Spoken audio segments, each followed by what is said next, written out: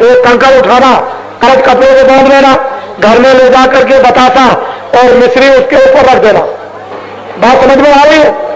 कंकड़ को उठाकर कागज कपड़े पे ले जाना बांध करके, और घर में बतासा मिश्री को या चीनी को उसके ऊपर रख देना। और जब भारी मुसीबत आए, जब कोई काम ना दे उस मुसीबत में, तो फिर जय गुरुदेव 7-8 बार बोलना, और ऊपर की चीनी बतासा या मिश्री को जरा सा तोड़कर और मुंह में डाल लेना। और बाबा जी है सैनबोध परीक्षा करने की, आप परीक्षा करना कि देखें बाबा जी की इस भभूत से हमको लाभ हुआ क्या नहीं। लेकिन पहले सब उपाय कर लेना, पहले आप सब आजमाइश कर लेना, आप उससे कोई तकलीफ आपकी नहीं जाती, तब बाबा जी की भभूत को काम में लेना। नहीं तो आप ऐसा मत करना कि मैं जा रहा हूं आज चोरी करने डकैती तो बड़ा माल मिल जाए, ये काम मत कीजिएगा, नहीं तो पुलिस पकड़ेगी। दूसरी बात एक यह है कि कोई भी आदमी बाबा जी की भभूत को खाके चुनाव लड़ेगा तो हार जाएगा।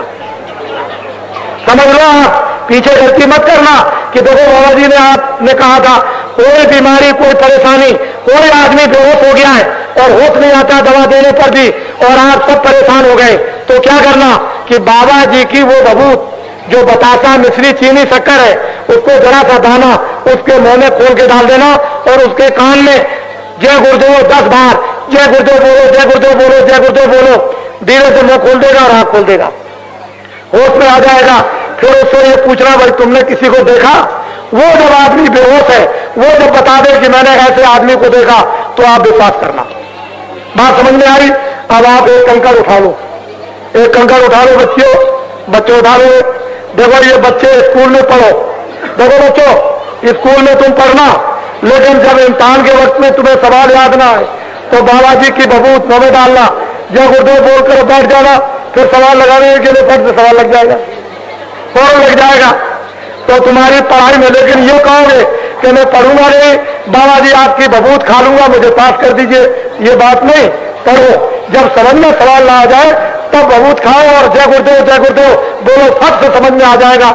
जहां नंबर 35 मिलता होगा वहां 55 मिल जाएगा। समझ रहे हैं कि नहीं? आप उठा लो और कागज कपड़े में बांध लो, बोलो जय गुरुदेव। अच्छा अब एक बात बता दीजिए मुझे, आप लोग चाहते हो कि सज्जु आए? आप लोग चाहते हो कि सज्जु आए? अरे बच्चों आप चाहते हो कि सज्जु आए? तो आप लोग ये चाहते हो कि 1 बीघा खेत में 100 मन गेहूं 100 मन चावल लाओ? देखो ऐसी गलती मत करना, इसमें कई एक बैठे हैं जो बगल वाले किसान को देख रहे हैं कि इसके खेत में एक दाना नहीं होना चाहिए, मेरे खेत में 200 मन हो। ये काम मत करो, तुम्हारा हृदय विशाल होना चाहिए। तुम ये कहो कि इसके खेत में 200 मन हो, मेरे खेत में 100 मन।